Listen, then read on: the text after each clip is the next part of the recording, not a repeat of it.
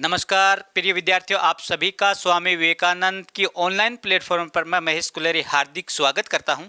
हम आशा करते हैं कि हमारे द्वारा जो ये ऑनलाइन प्लेटफॉर्म पर करंट जीके की जो क्लासें लेकर आ रहे हैं वो आपके लिए उपयोगी होगी। आने वाले कंपटीशन एग्जाम में आपका कहीं ना कहीं सिलेक्शन हो, इसी आशा के साथ हम लोग जो है वो करंट अफेयर्स की जो क्लासें हैं वो लेकर उपस्थित है। तो आपका ज़्यादा समय नहीं लेते हुए हम पहले प्रश्न की ओर आते हैं। पहला प्रश्न, बाबू रखा बटालियन का संबंध किस देश से है?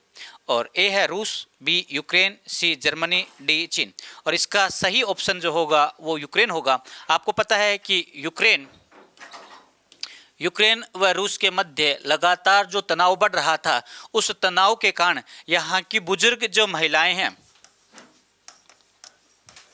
बुजुर्ग महिलाओं द्वारा ये जो बटालियन है ये प्रारंभ की गई। और इसका उद्देश्य क्या है कि युद्ध समय में अपनी सुरक्षा के लिए ये जो बटालियन प्रारंभ, इसके साथ साथ ये जो है वो और लोगों को हथियार चलाने की ट्रेनिंग देना और युद्ध के समय जो घायल लोगों को सुरक्षित स्थानों पर ले जाने का जो काम है वो बाबू रखा बटालियन द्वारा किया जाएगा। और इसके साथ हमें याद ये भी रखना है कि यूक्रेन की जो राजधानी है वो कौन सी है? कीव है। और इस कीव पर जो नज़र है वो मास्को की है। किसकी है? मास्को की। और इसी को प्राप्त करने के लिए रूस ने यूक्रेन पर क्या कर लिया है? आक्रमण कर दिया। सोवियत रूस का महत्वपूर्ण हिस्सा था कौन? यूक्रेन। लेकिन बाद में यूक्रेन जब आज़ाद हो गया तो ये नाटो की तरफ बढ़ रहा है। नाटो की तरफ बढ़ने से रोकने के लिए ही रूस के द्वारा ये जो कार्रवाई है ये यूक्रेन पर की गई। तो हमारे लिए महत्वपूर्ण है कि बाबू रखा जो बटालियन है वो किस देश से है? तो हम कहते हैं यूक्रेन से। नेक्स्ट हम बात करते हैं, किस देश ने वन ओशन समिट का आयोजन किया है? रूस, चीन, भारत और फ्रांस। इसका सही उत्तर जो है ये कौन सा है? फ्रांस है। फ्रांस ने वन ओशन समिट का क्या किया? अभी हाल में ही जो है वो आयोजन किया है। ये वन ओशन है क्या?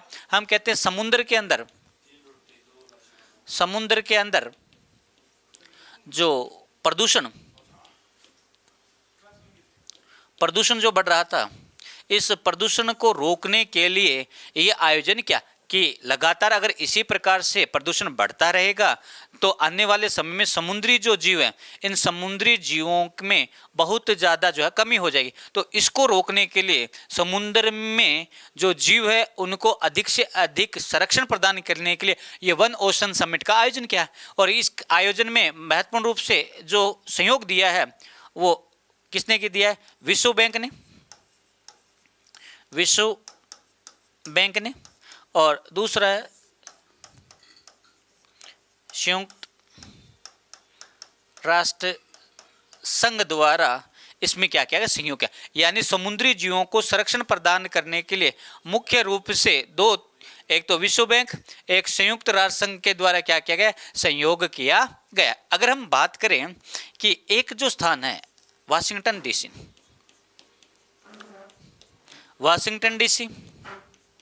और वाशिंगटन डीसी यूएसए की राजधानी है और विश्व की सबसे शक्तिशाली राजधानी के रूप में शामिल है। ये किस नदी के किनारे है? तो हम कहते हैं पोटोकेम नदी के किनारे। दूसरी हम बात करते हैं यूएसए में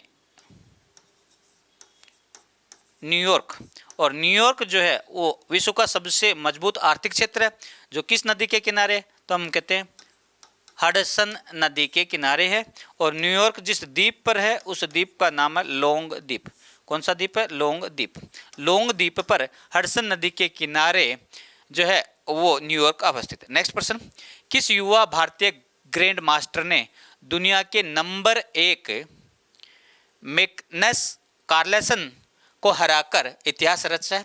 और हमारे सामने ऑप्शन है आर प्रज्ञानंदा, आनंद शर्मा, विश्वनाथ आनंद और अभिमन्यु मिश्रा। इसका सही है आर प्रज्ञानंदा।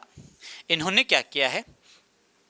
ये जो महाशय हैं जिसे हम बोलते हैं विश्व के नंबर 1 शतरंज के बादशाह, और इनका जो नाम है वो है मैग्नस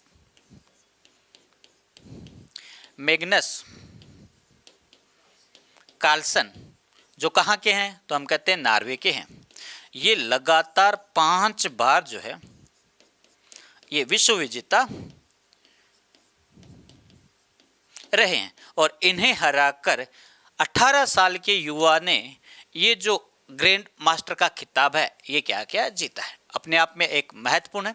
इससे पहले आपको पता है विश्वनाथन आनंद जो हैं वो भारत के सबसे सफल व विश्व विजेता ग्रैंड मास्टर माने जाते, यानी आनंद, विश्वनाथ आनंद जो है वो भारत के सबसे सफल ग्रैंड मास्टर रहे।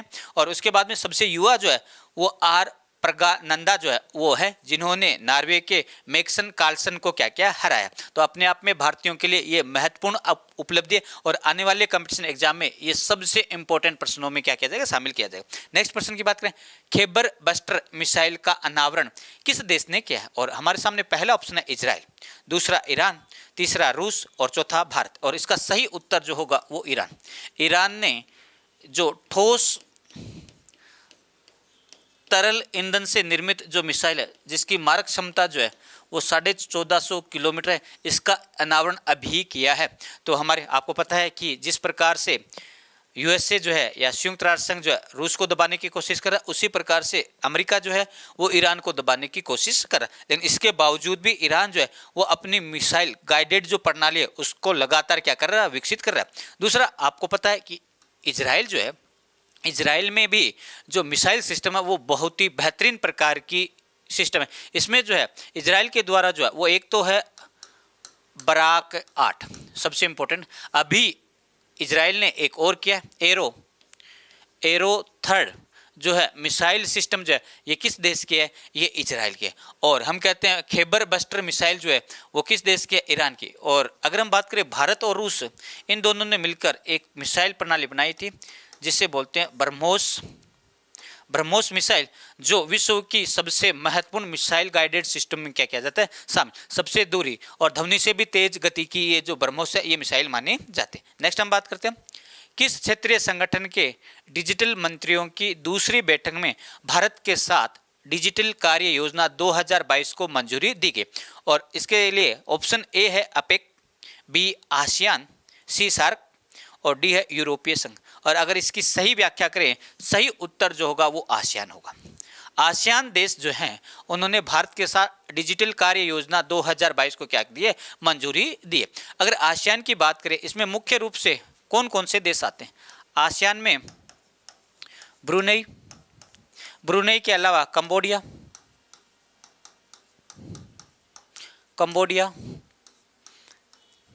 म्यांमार, थाईलैंड,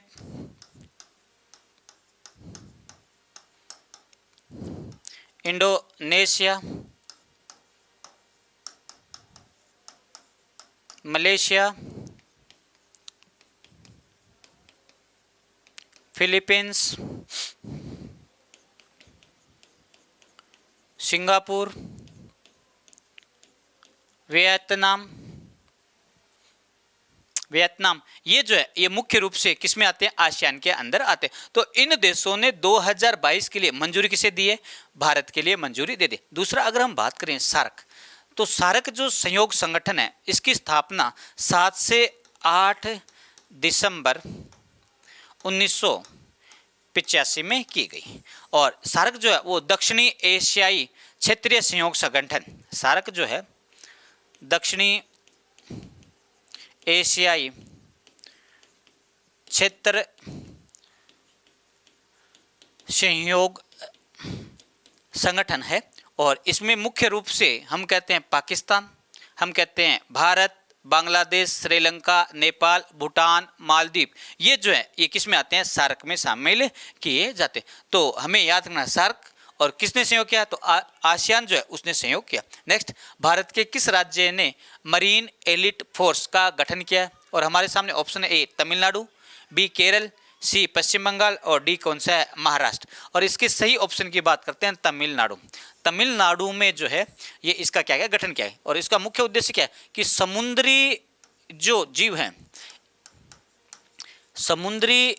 हैं इन जीवों को संरक्षण प्रदान करना, यानी कहने का अर्थ ये है जो तस्करी हो रही है इनकी, इन तस्करी को रोकना और तस्करी को रोककर समुद्री जो जीव जंतु है उन्हें अधिक से अधिक क्या करना, संरक्षण प्रदान करना। और आपको पता है यहाँ पे ही भारत का जो है मन्नार की खाड़ी जो है वो भारत और श्रीलंका के मध्य अवस्थित है। और इसी मन्नार की खाड़ी में पाक जल डमरू क्या है, अवस्थित है। पाक जल डमरू मन्नार की खाड़ी में, और यहाँ पे भारतीय जो समुद्री जैव विविधता बहुतायत में पाई जाती है। और इसलिए तमिलनाडु ने मेरीन एलिट फोर्स, यानी यहाँ पे सुरक्षा के लिए जो है वो पुलिस वालों को क्या करना, तैनात करना, ये एक अपने आप में महत्वपूर्ण है। लगातार जो है वो भारतीय जो राज्य है वो जैव विविधता, समुद्री जीव को संरक्षण प्रदान के लिए विभिन्न प्रकार की योजनाओं का अनावरण